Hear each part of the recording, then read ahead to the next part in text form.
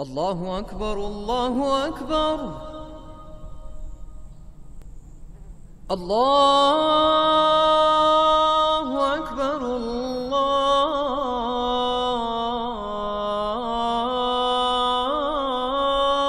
أكبر.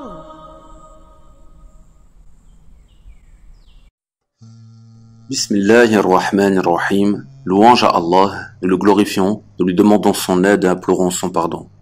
Nous croyons en lui et en lui nous plaçons notre confiance. Nous cherchons protection auprès de lui contre tout mal venant de nous-mêmes et contre les méfaits de nos mauvaises actions. Celui qu'Allah guide, personne ne peut l'égarer, et celui qu'Allah égare, personne ne peut le guider. Les conjonctures sur autrui ou les mauvaises pensées sur les autres.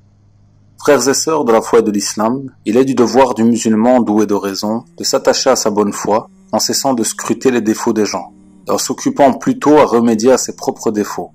En effet, penser du mal des autres est une preuve du repli sur soi-même.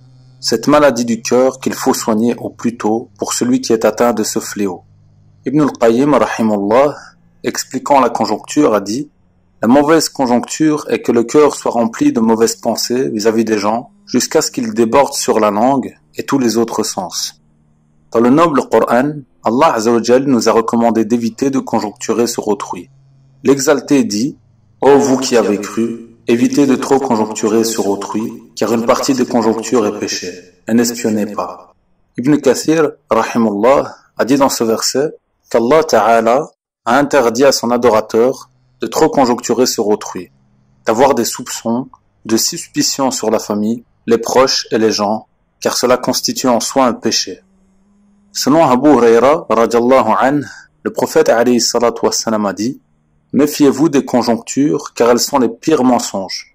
Ne vous guettez pas, ne vous espionnez pas, ne rivalisez pas entre vous, ne vous enviez pas, ne vous haïssez pas, ne vous éloignez pas les uns des autres, et soyez, ô serviteurs d'Allah, des frères. » C'est incontestablement les conjonctures de certains peuples qui les ont poussés à ne pas croire en leurs prophètes, qui leur ont été envoyés pour les sauver, comme par exemple les notables du peuple du prophète Hud, alayhi salam.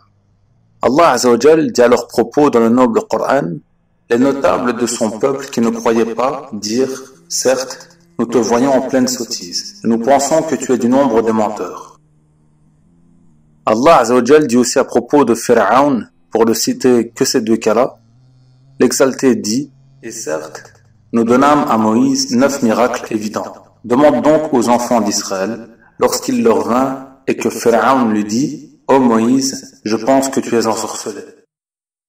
Voir le mal partout ou avoir de mauvaises pensées d'autrui crée l'animosité, car l'ignorant qui en souffre de ce fléau se voit au-dessus des autres. Tout le monde a tort et sont en perdition, et lui il a raison. Il a une mauvaise présomption vis-à-vis de ses frères et ne réfléchit pas sur ses propres fautes et défauts. Selon Abu Huraira, radiallahu anhu, le messager de Dieu sallallahu alayhi wa sallam a dit « Quand l'homme dit « les gens sont perdus », c'est lui en réalité qui est le plus perdu. Az-Zamakhshari, rahimullah, a dit « On demanda à un savant qui est la personne la plus mal lotie dans ce monde. Il a répondu « Celui qui n'a confiance en personne à cause de ses mauvaises pensées, et que personne ne lui fait confiance à cause de ses méfaits. » La bonne présomption fait partie des branches de la foi.